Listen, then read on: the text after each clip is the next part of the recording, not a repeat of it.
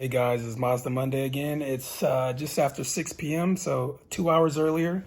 Today the video is going to be short because they've been taking 4 hours just to get one loaded on YouTube. So I'm not going to have the video too long today. The only thing we're going to do, I just want to show the dyno results for the 2.5 supercharged, right? So I have a dyno of a 4th gen automatic, which is my car. And then I'm also going to show you dyno results from a 3rd gen manual. 3rd gen makes more power. And unfortunately, we're kind of stuck with our, 250 horsepower range. I can technically add more power up here because I'm at elevation, so I can add more timing. But the thing is, if I take my car down to sea level, that will be too much for sea level. So I can cheat the system because I'm at elevation, because my car technically only makes 200 horsepower up here at 6,000 feet. But what I do is I tune the car for sea level. So all my guys that are down at sea level have the exact same tune as me, and so they make the same amount of power. I've actually cross-referenced different dynos, and their dyno results are within 1 or 2 horsepower of mine. So the manual, he was on a slightly older tune. And this guy has stock exhaust, like completely stock. My exhaust is stock except the removal of the second cat. And that 3rd gen manual made 8 wheel horsepower more than my car, right? And it's due to less drivetrain loss because he is manual. And he was like not on the final tune, and we made some small adjustments. But I doubt that his power would have been too much higher, so he probably could have hit 260 wheel horsepower on the actual final tune. I mean, he said the top end's a lot better, but yeah, so they're pretty similar.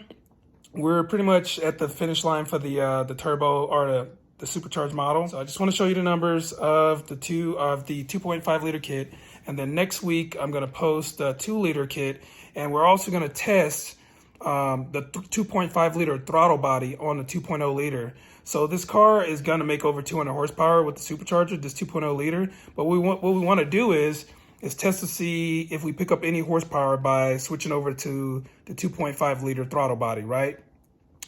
But even though the car is making like 210 with corrections, it's technically only making a little bit more than the tuned 2.0 liter up here at sea level. I mean, a decent amount more.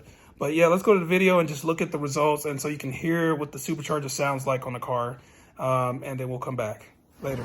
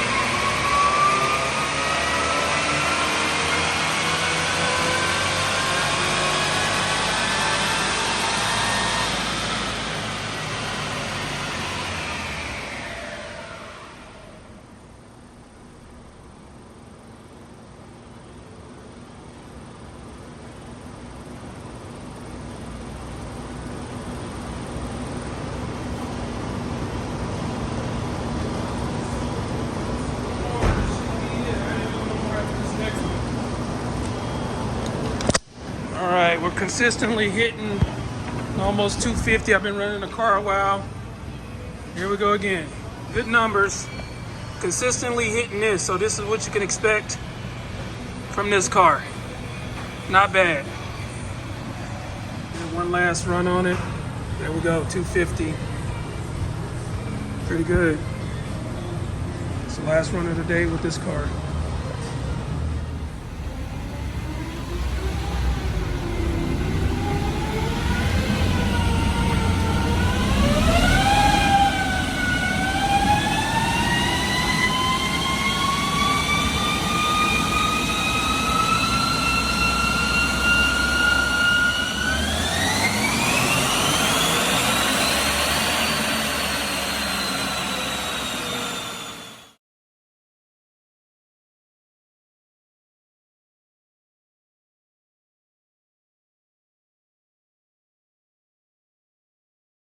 All right, as you can see, those were two different types of dynos. I was on a Mustang dyno, and he was on a Dynocom, I believe.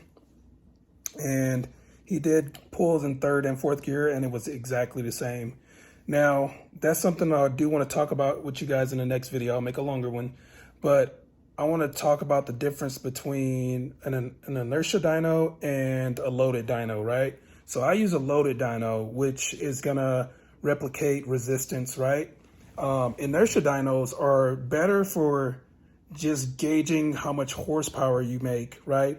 But it's not realistic for the road because you're going to be in certain situations where there's going to be more load and your car might pull ignition timing because it can't accelerate as fast as it thought it could, you know, with the tune. So I do typically dyno higher on a dyno jet, which that's what I did my original dyno on. So I made 154 wheel horsepower on an inertia dyno, the dyno jet, right? I just made 250 on a Mustang dyno, which you're going to make less power on a Mustang dyno due to the load if you're naturally aspirated or supercharged like I am with a root style supercharger. Typically, Mustang dynos help turbos out because what happens is you're able to get load on the turbo, so that allows it to spool up at a lower RPM as you're going through your pull, right?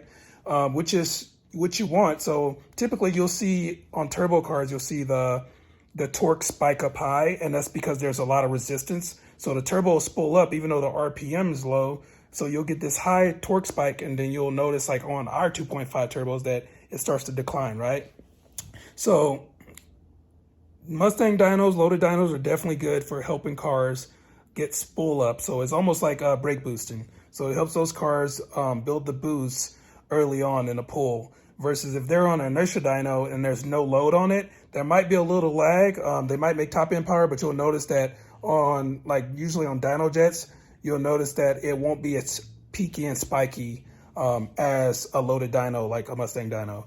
So that's something to be aware of. If you're just going for horsepower numbers, the dyno jet is the way to go. But if you're actually trying to tune the car for max power and you're going to use it on the road, I would suggest doing a Mustang dyno. Even though you might not make as high as numbers, it's going to be more realistic and you won't be disappointed when you get on the road, you know, because I bet, and I'm going to try to go back to that other dyno jet, and I bet my horsepower will be higher, but it's not really realistic to what I'm going to be putting down on the road. Because, I mean, yes, I will have momentum on the road, but the Mustang dyno is going to allow me to tune to have power in all different situations, right?